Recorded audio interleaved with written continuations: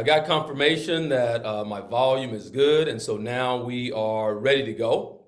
I am welcome to the first episode of Unmuted. And you see what happens when Courtland has to take care of the technical problems. It happens, and I want that. In fact, like we can just jump off right there. One of the things that has delayed this podcast from being started is my belief that I had to have it all perfect. My belief that it had to all be, look a certain way, sound a certain way, be presented a certain way. I started researching podcasts, and I'm telling you, some podcasts out there, I mean, they are actual productions, like full-fledged, full-blown productions, and I got intimidated. So first mistake there. We'll have that corrected. But welcome. Unmuted. The idea for Unmuted is really tied to what we've all been experiencing, essentially with virtual meetings and Zoom calls or Microsoft Teams or whatever your company or individual option is. And how many times was someone speaking and they forgot to unmute themselves, right? How many times was someone sharing and all you could see was their lips moving, but they had to be reminded that they're muted? And I take that and I mashed it up with my experience over the last 20 years of personal development. And what I recognize is that there are a lot of extraordinary people who have actually muted themselves. There are extraordinary people with brilliant ideas who have, through life experiences, convinced themselves that, they're not ready or the time isn't right. There are brilliant books that haven't been written, songs that have not been sung, businesses that never get started because through life experience and BS or belief systems, individuals have determined that now is not good, or sometimes they're asking themselves the question essentially of, who am I to do something extraordinary?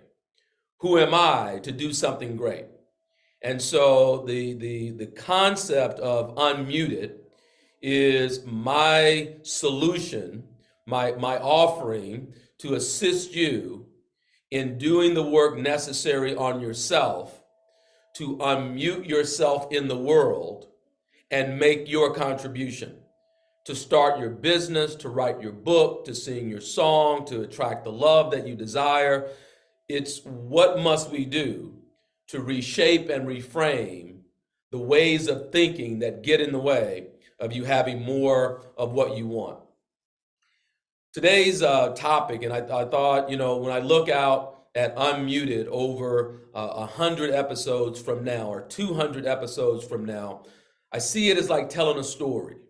I see it as like telling a story and like going on a journey, and hopefully there'll be enough value here for you that you determine that you want to go on this journey with me. And so for me, how did it get started? The epiphany for me came, it was a Thursday morning. I'm pulling into the Tulsa International parking garage. And as I pull into the parking garage and I take the ticket out, the arm goes up to let me into the garage. It was pretty quiet. I've gone to that airport enough now to know, based on the number of cars that are in the parking lot, whether or not I can expect that there's going to be what we would consider a long line in Tulsa.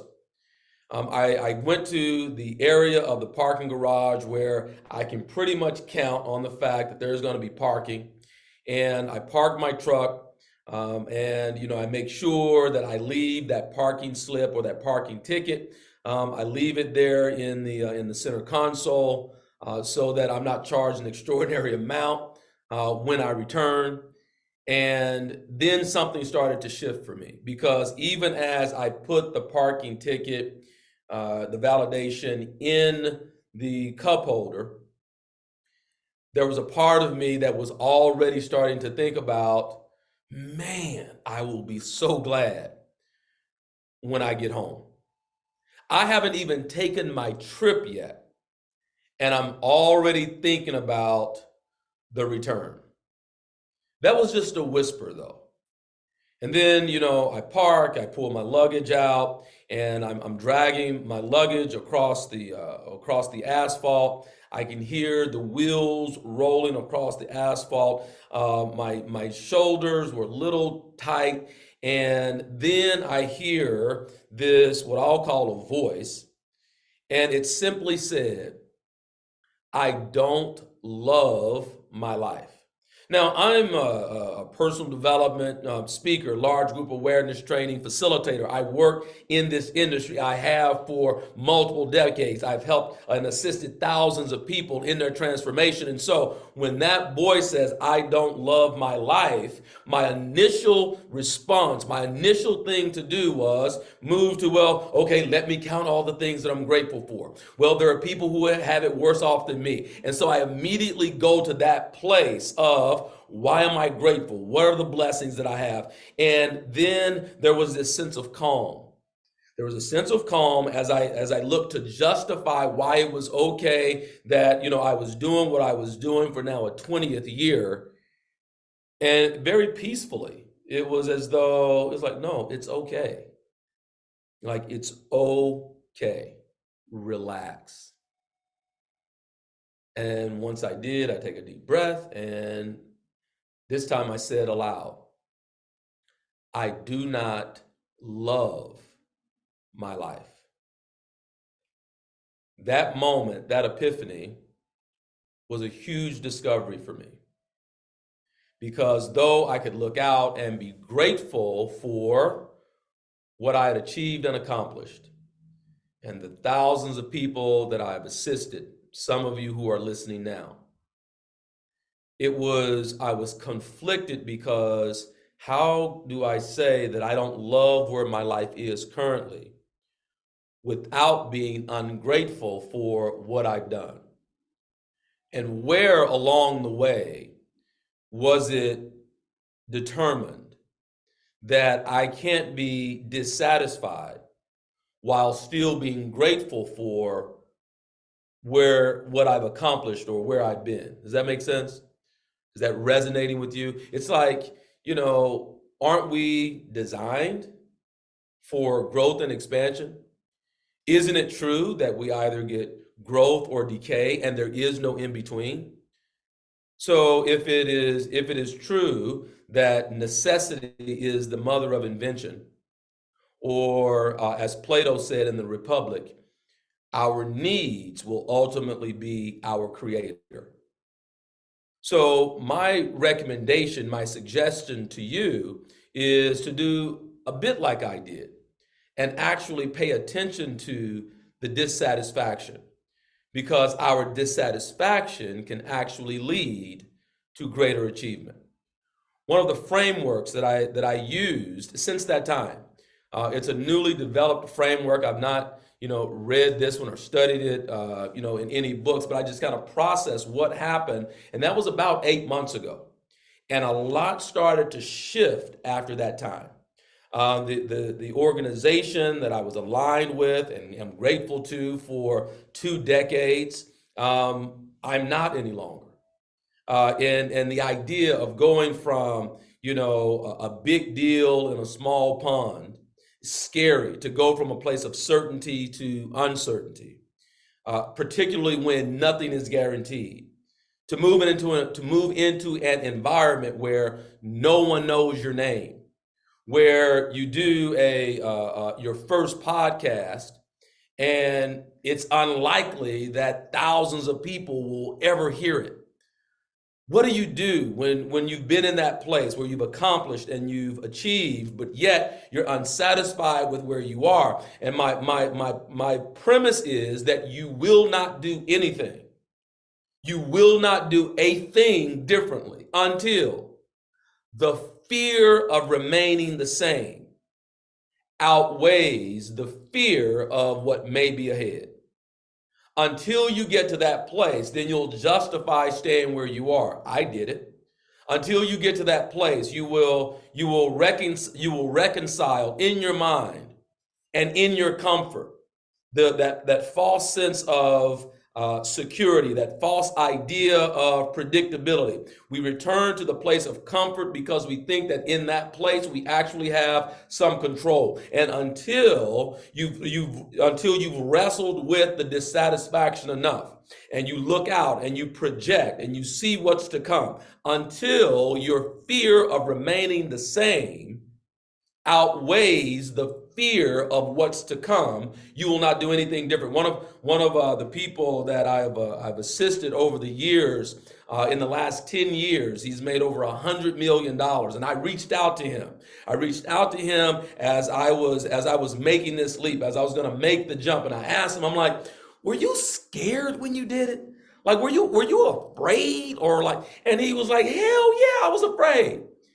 He said, but what scared me more was to be 10 years down the road, still in the same place, wishing that I had done it differently 10 years earlier.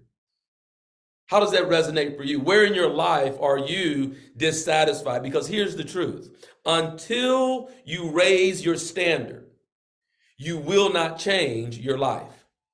Oftentimes, you can look out into your life and world and recognize that you've started to accept a thing that ought not be allowed. You've accepted something that ought to be unacceptable, but we can find reason and ways to justify it, and that gets in the way. So the framework then that we use, because I learned with podcasts, they don't have to be very long. So the framework that I use for you to take dissatisfaction and move it to a place of high achievement is you first have to become aware, okay, or honest with yourself.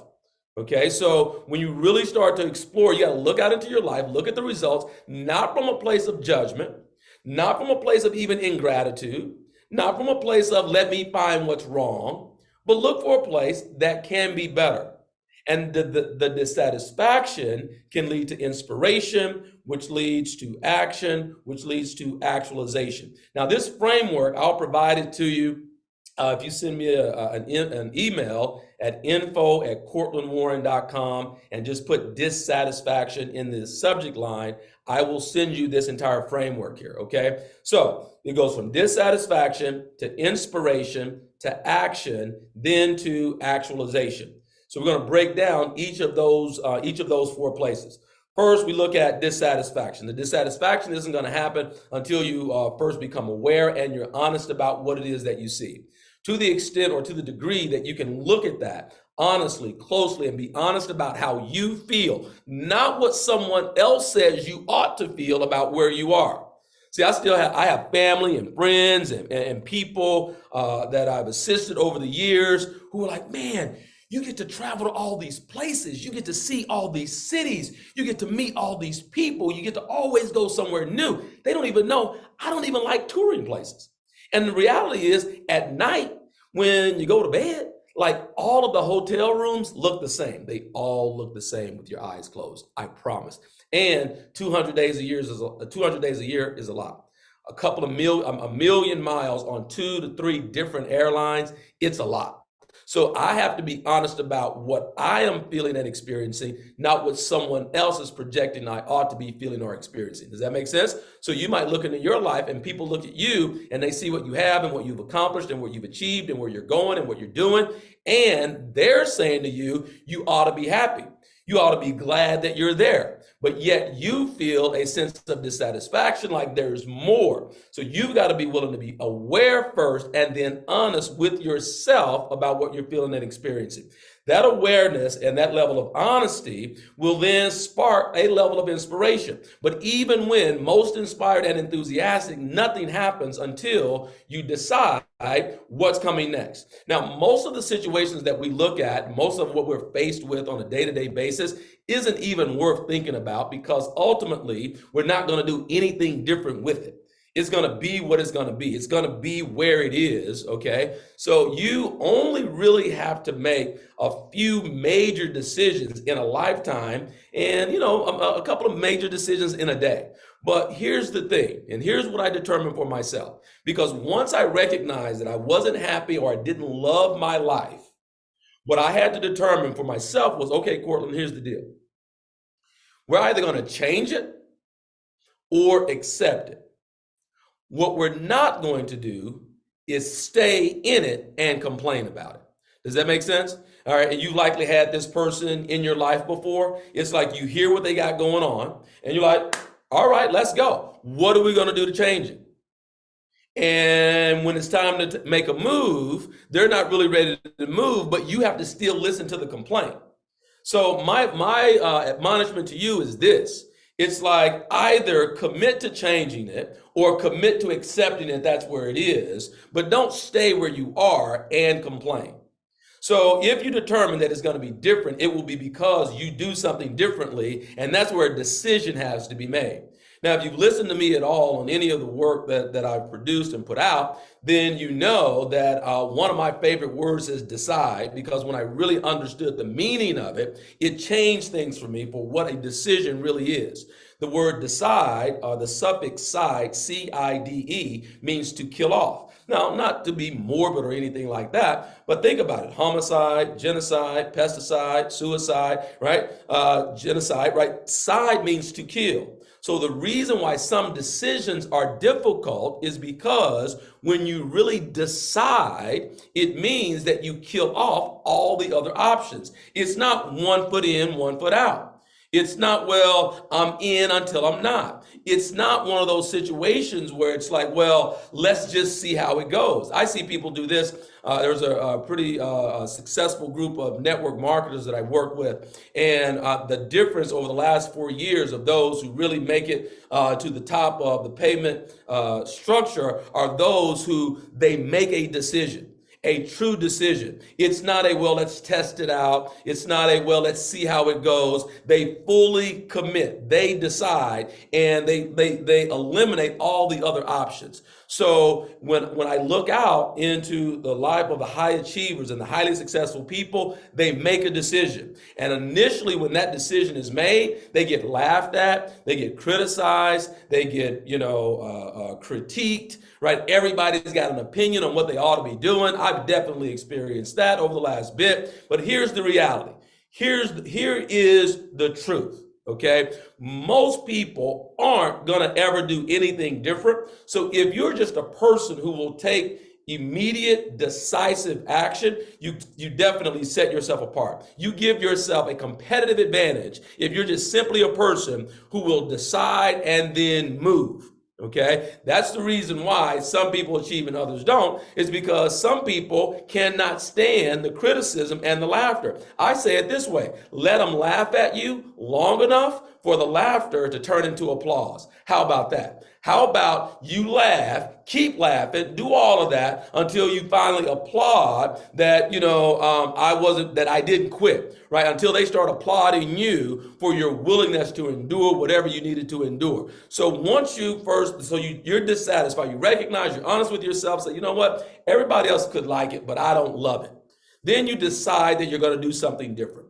Now, once you make that decision that things are going to be different, then recognize that nothing's going to be different until you do something different. I believe it was Einstein who said, nothing happens until something moves.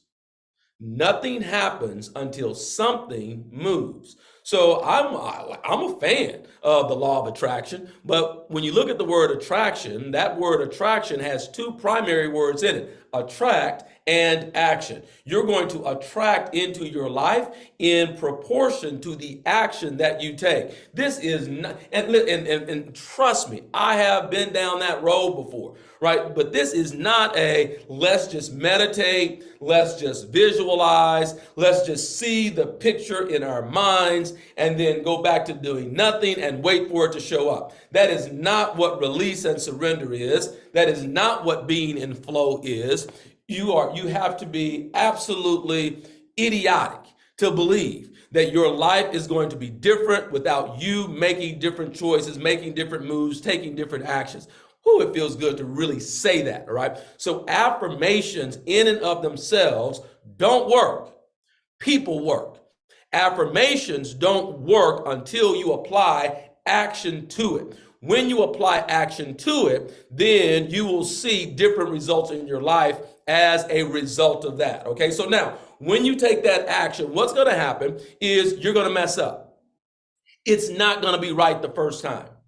When you take that initial action, then what you want to then pay attention to is the errors and the feedback. I had it at the start of the podcast. I just went abort mission, abort mission. I mean, I could hear myself and I was speaking and then it was speaking. I had YouTube open, Zoom was open, and I got all these, and I'm standing in my studio by myself. If I had hair, I would pull it out. I didn't know what to do. So what I went to was in recording. So this is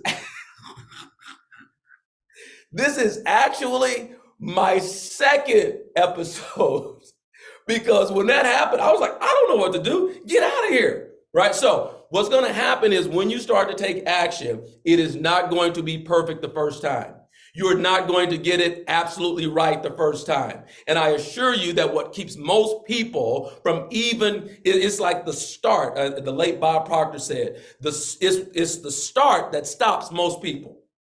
The start stops most people. Think about that. Most people get stopped by the start because when we start, it's so unknown, right? There's so many factors, so many elements, so many things we don't know. But are you willing to get through the start? Okay, so immediately, right, you want to pay attention to the errors and the feedback and adjust. I believe it was Ken Blanchard who said, feedback is the breakfast of champions. I am a person who has really struggled with honest feedback because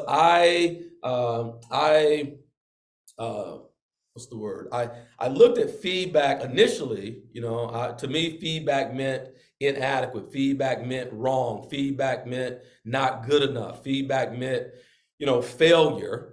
And so I set up an environment where it was difficult for people to give me honest feedback. That's definitely shifted now, right? But that I did set up an environment where around me, people were like, oh, you can't tell him anything. He's stubborn, he's hard-headed, nothing gets through. And that that was my life for a while. So I oftentimes say now I speak for a living, but it's listening that has transformed my life. So that the initial action you take is not going to be perfect.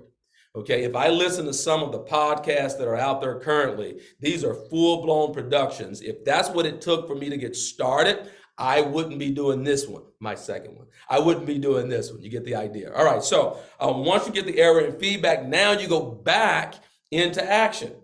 You go back so take the feedback, okay, take the information that you've gathered, and you go back into action immediately.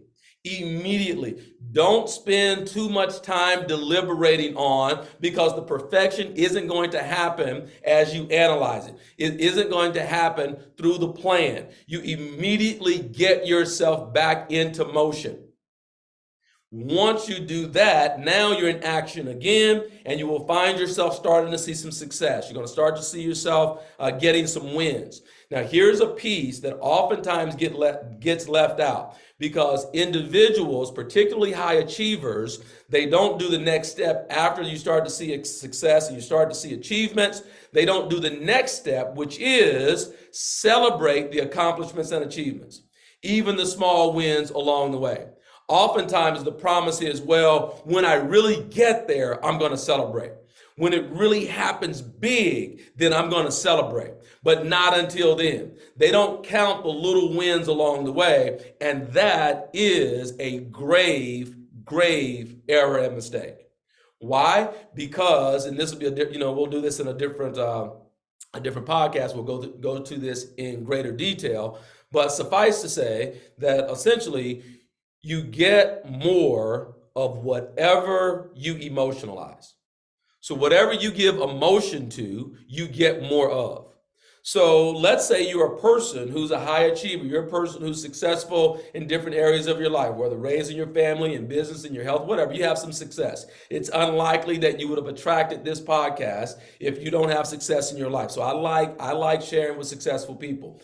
That said, oftentimes successful people have a challenge celebrating and acknowledging themselves. The reason why that's a mistake is because you will get more of whatever you emotionalize. So to say that differently, if you're a person who, when things go well, it's neutral, numb, no real emotion.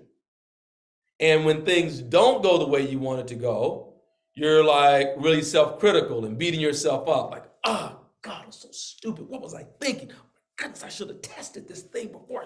Right? Start beating yourself up. So when things go well, no emotion. Oh, it was nothing. You kind of brush it off. Things don't go the way you wanted it to go, and you're self-critical and you're beating yourself up a lot.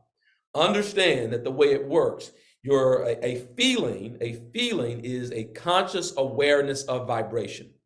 Conscious awareness of vibration is a feeling. So when you are feeling resentful, okay, that vibration or that frequency of vibration attracts to you that which fits on that frequency of vibration.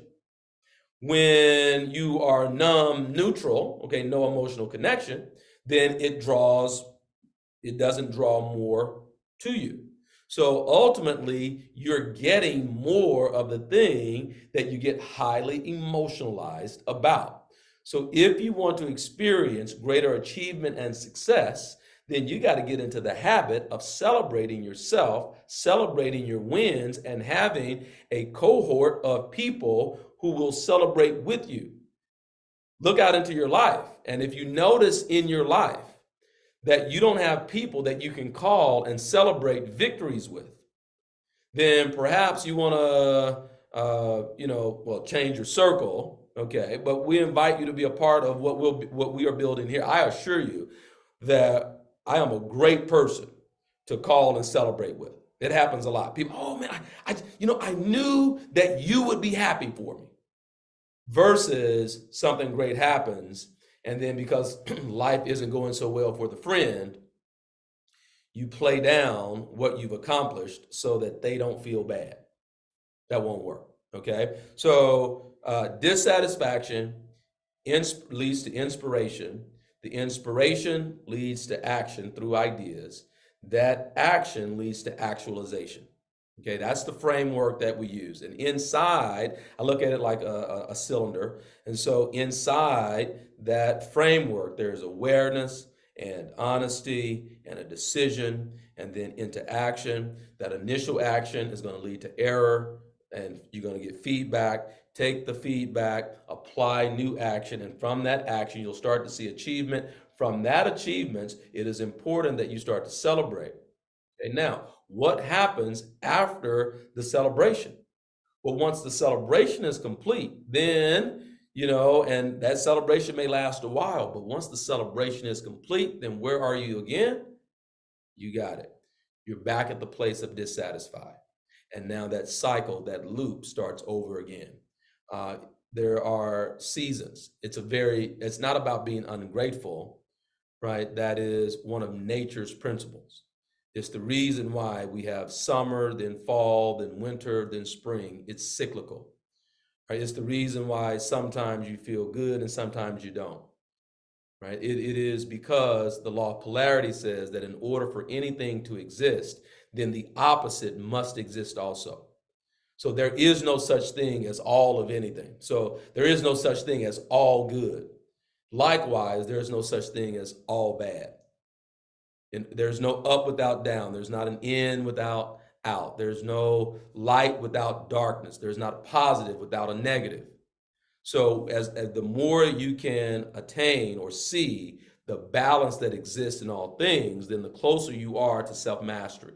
So it's not about pretending like everything is great. And there are not any places in your life where you're dissatisfied. That is one, that's fantasy. It doesn't actually exist, and it requires a level of delusionment in order for you even to exist that way. So by recognizing, by looking and being honest, truing up to the places where you're dissatisfied, you actually empower yourself to greater levels of achievement. And the more you can see that your levels of achievement you must own, then the greater your life and experiences will be. I hope that helps. I really hope it helps and assists you. And thank you for being a part of a thought becoming a thing. Right? This podcast, this recording is evidence of thoughts become things. And so I appreciate you for that. I would like for you to subscribe. I would like for you to subscribe not only to the YouTube channel, but also to Spotify. Now that I have this one under my belt, I'll be able to upload the recording, and you'll be able to download the podcast moving forward. As it stands right now, I was very ambitious, and I'm going to do a recording every day. Let's start with one a week. And we'll go prepare. And I promise to never come before you without one, being prepared with information and content that I believe will serve you. So if you like it, if you got value from it, don't keep it a secret. Let someone know that it exists. Pass it on to them, forward it to them. Subscribe yourself. We appreciate that. And then also let me email you the framework that we use today and how dissatisfaction can lead to greater achievement by simply emailing info@courtlandwarren.com. If you'll do that and you put dissatisfaction in the subject line, then I'll get that to you today. With that, thanks for listening. We'll see you next time for the next episode of Unmuted. Have a great day.